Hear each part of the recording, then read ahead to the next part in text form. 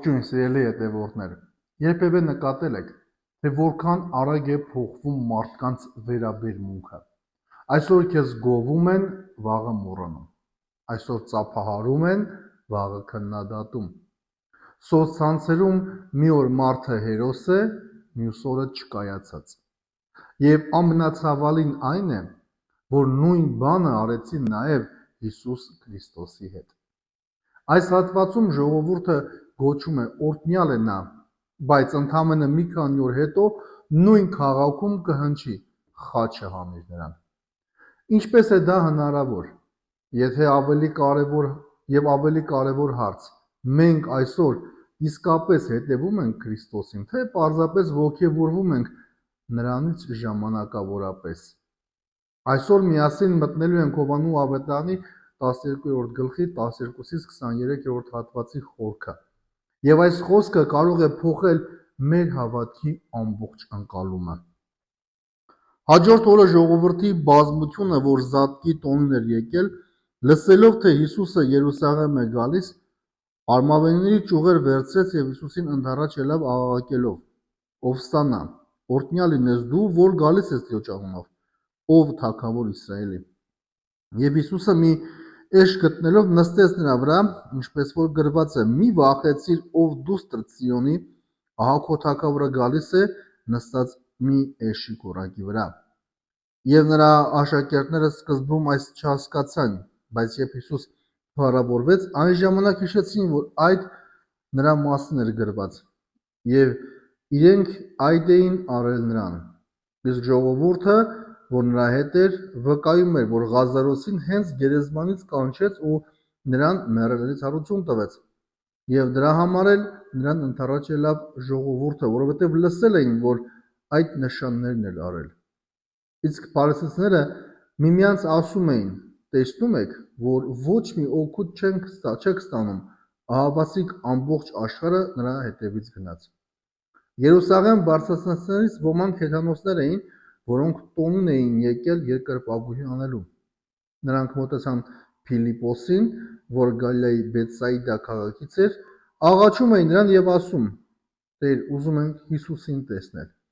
Փիլիպոսը եկավ ու Անդրեասին ասաց, Անդրեասը և Փիլիպոսն էլ Հիսուսին ասացին։ Եվ Հիսուսը նրանց պատասխանեց ասելով. «Ահա հասավ ժամը, որ փառավորվի մարդու որդին»։ Ամեն։ Հիսուսը մտնում է Երուսաղեմ։ Բազմությունը վերցնում է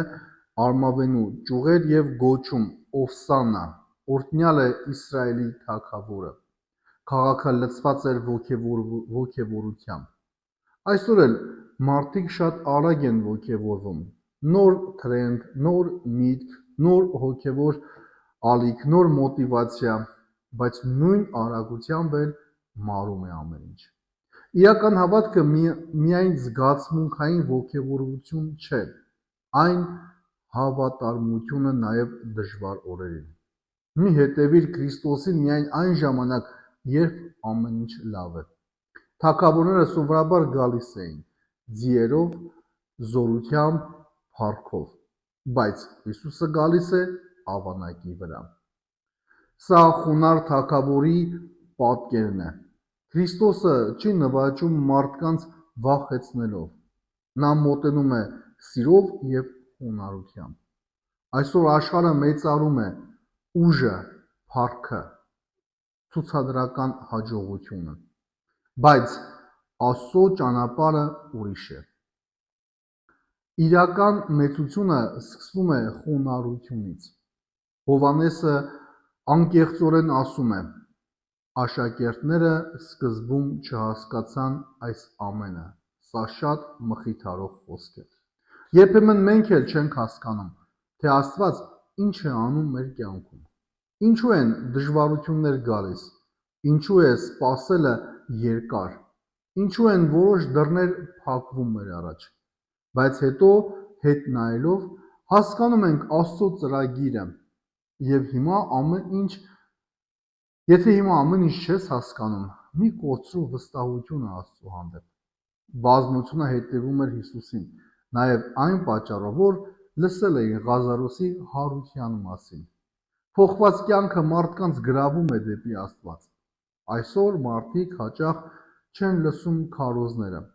բայց շատ ուշադիր նայում են մարդկանց կյանքին։ Արդյոք հավատքը իսկապես փոխում է մարդուն։ Թող քո կյանքը լինի կենդանի վկայություն ուրիշների համար։ Փարիսեցիները անհանգստացած ասում են. ամբողջ աշխարհը գնում է նրա հետևից։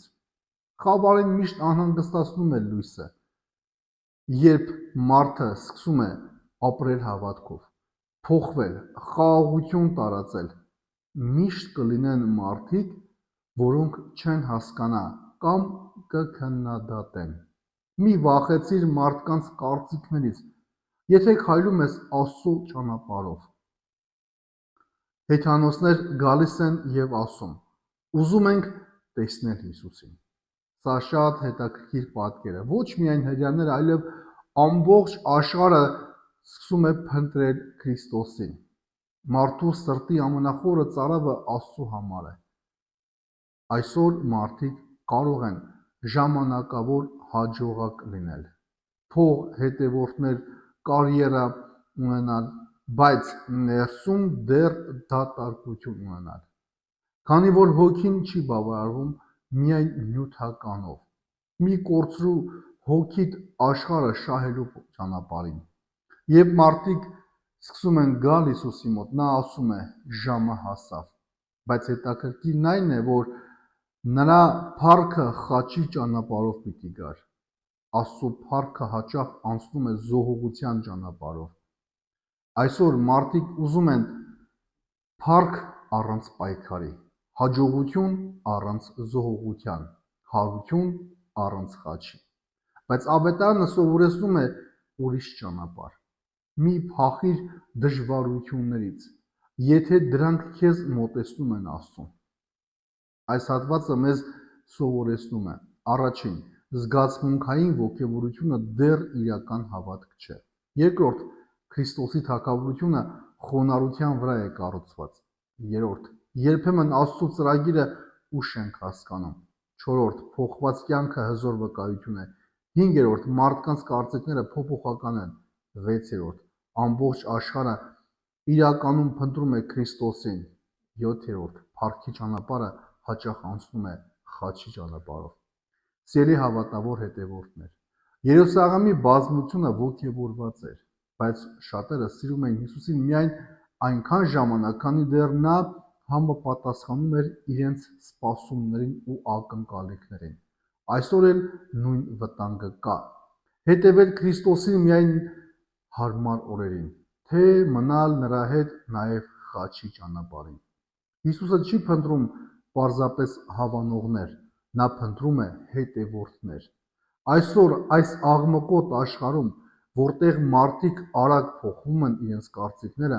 մնա հաստատ Քրիստոսի մեջ։ Երբ աշխարհը փոխվում է, նա չի փոխվում։ Երբ մարդիկ հեռանում են, նա մնում է։ Եվ եթե դու քայլես նրա հետ, կգտնես ոչ միայն ժամանակավոր ոգևորություն, այլ իրական կյանք, իրական խաղաղություն եւ իրական նպատակ։ Սիրելի հավատավոր հետևորդ, եթե օգտակար եղավ քեզ այս տեսանյութը, կարող ես հավանել, մեկնաբանության բաժնում գրել քո կարծիքը, ուղարկել քո քրիստոնյա բարեկամներին ու ընկերներին ու բաժանորդագրվել մեր YouTube-յան ալիքին։